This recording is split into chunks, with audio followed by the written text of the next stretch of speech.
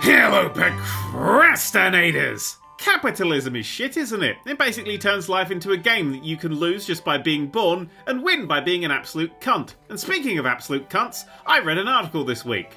This was the title: How Product Placements May Soon Be Added to Classic Films. Advertisers are, as Bill Hicks so memorably put, the ruiner of all things good. And he's right.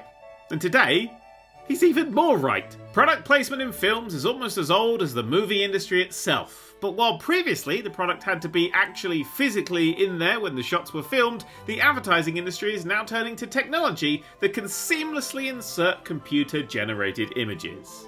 And if you don't like where this is going, congratulations, you still have a soul. Roy Taylor, the chief executive of obviously Californian-based business Riff, said his firm is taking digital product insertion one stage further. So, if you like wine, then the hero of the film could be drinking a particular bottle that you might be tempted to try. Or if you're teetotal, the star might be sipping on a bottle of branded water. Roy Taylor, you are a cunt. Imagine going, ooh, I'm going to make an entire branch of artworks just so I can buy a boat. Fuck you. But yeah, that would be good, wouldn't it? The name's Bond. James Bond. Oh, welcome to the premiere in Dubai, Mr. Bond. I'm Mrs. Skittles. What can I get you? Squash. Orange. Oh, shaken or stirred, Mr. Bond. Just sort of mixes together in the water. It's really fucking memorable icon of film you got there now. Fucking Roy fucking Taylor. Imagine the scene. We're backstage at a comedy gig. It's dark, cold. Underfoot, the wooden floorboards creak as our hero paces back and forth, his anxiety-riddled breaths forming brief clouds in the air as he tries desperately to ignore the muffled laughter of the waiting audience behind the curtain. He hears the compere say his name quickly with shaking hands. He undoes a lid and gets a bottle of new Ice Blue Tango available now. Oh, it's like licking a whale right up the arsehole. This is such a fucking awful idea. Could you imagine watching a film? Some twat is getting his head caved in by a spring-loaded bear trap tied to a merry-go-round, and all you can think is, I can't believe how much power that angry demon puppet man is getting out of that Halfords brand car battery. I should buy 10.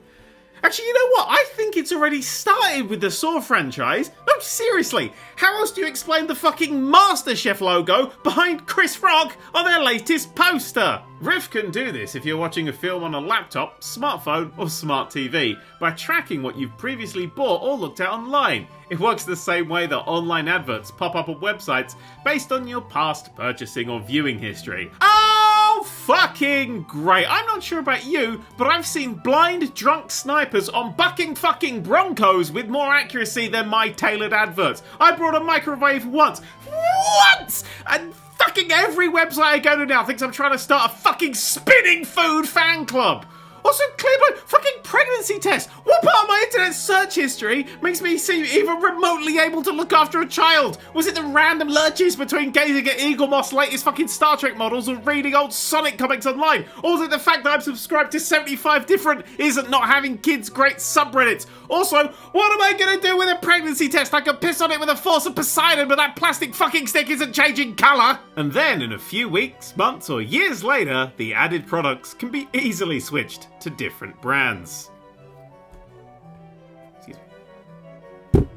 God fucking damn it. Films cost a shit ton to make. We understand that. Offsetting that cost with product placement, ow my head, is something we've come to begrudgingly accept. It's a fine line, a dance performed between a studio and a usually violently angry production designer. If it all goes wrong, you get Will Smith in iRobot shilling a pair of 2004 shoes in a film set in the year 2045. Or worse, Peter Parker using Bing.